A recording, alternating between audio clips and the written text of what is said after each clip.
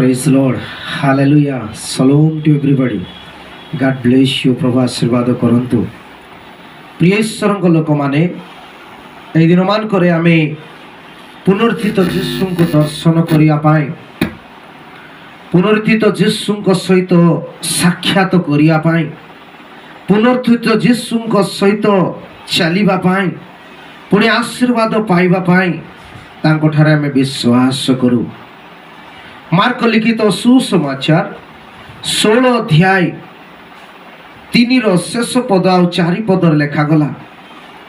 Of course 2ର ଶେଷ ପଦରେ ଲେଖାଗଲା, ସୂର୍ଯ୍ୟ ଉଦୟ ହେବା ପୂର୍ବରୁ ପ୍ରଭାତରେ ମା ମାନେ ଯୀଶୁଙ୍କୁ ଦର୍ଶନ କରିବା ପାଇଁ ବାହାରିଛନ୍ତି। ଦର୍ଶନ କରିବା ପାଇଁ ଉତ୍ସାହିତ ଦୌଡୁଛନ୍ତି, ଆଗକୁ ବଢୁଛନ୍ତି। ହୃଦୟର ଇଚ୍ଛା ଅଛି ଯେ ମୃତ୍ୟୁଞ୍ଜୟ ଯୀଶୁଙ୍କୁ ସେମାନେ ସାକ୍ଷାତ କରିବା ପାଇଁ ବାହାରୁଛନ୍ତି। ଆଜି ଯେମିତି ଆମେ ପ୍ରଭାତରେ ଉଠୁ ଆଉ ଈଶ୍ୱରଙ୍କ ସହିତ ପ୍ରଭୁ ଯୀଶୁ ଖ୍ରୀଷ୍ଟଙ୍କର ସହିତ ସାକ୍ଷାତ କରିବା ପାଇଁ ବାହାରୁ, ପ୍ରାର୍ଥନା କରୁ, ଆରମ୍ଭ କରୁ।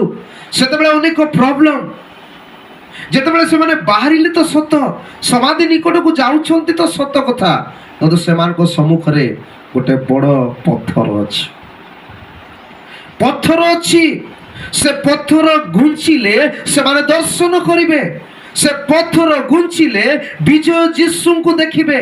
ସେ ପଥର ଘୁଞ୍ଚିଲେ ମୃତ୍ୟୁଞ୍ଜୟ ମୃତ୍ୟୁର ନାଉଡକୁ ଭାଙ୍ଗିଥିବା ପ୍ରଭୁ ଯୀଶୁଙ୍କୁ ଦର୍ଶନ କରିବେ। କିନ୍ତୁ ପଥର ଗୋଟେ ଷ୍ଟ୍ରାମ୍ବଲିଂ ବ୍ଲକ୍ ସେମାନଙ୍କ ପାଇଁ। ଏକ ଆରେକ କଥା ହେଉଛନ୍ତି, ଏ ପଥର ଆମ ପାଇଁ କିଏ ଗଡ଼େଇ ଦେବ?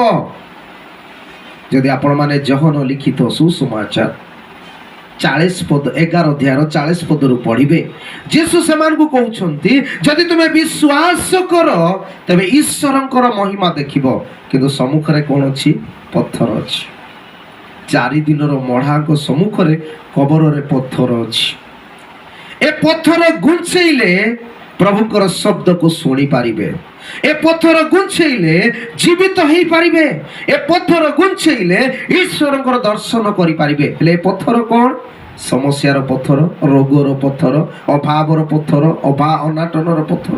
ପ୍ରଭୁ ଯୀଶୁ କହୁଛନ୍ତି, ଏ ପଥର କେହି ଜଣେ ଗଢ଼େଇବା ପାଇଁ ଜଗତକୁ ଆସିଥିଲେ। କେବଳ ତୁମେ ବିଶ୍ୱାସ କର। ସୋରିଷ ଦାନା ପରେ ଯଦି ବିଶ୍ୱାସ ଅଛି, ଏ ପର୍ବତକୁ ତୁମେ କୁହ। ଆଜି ଆମେ ସେଇ ବିଶ୍ୱାସ ରୂପ ଢାଳ ନେଇ ଆଗକୁ ବଢୁ। ଆମ ଯୀଶୁ, ମୃତ୍ୟୁଞ୍ଜୟ ଯୀଶୁ, ପୁନରୁତ୍ଥିତ ଯୀଶୁଙ୍କୁ ଦର୍ଶନ କରିବା ପାଇଁ ଚେଷ୍ଟା କରୁ। ସେ ସବୁ ପଥରକୁ ହଟେଇ ଦେବେ। ଜଗତର କୌଣସି ପଥର ତାକୁ ଆବଦ୍ଧ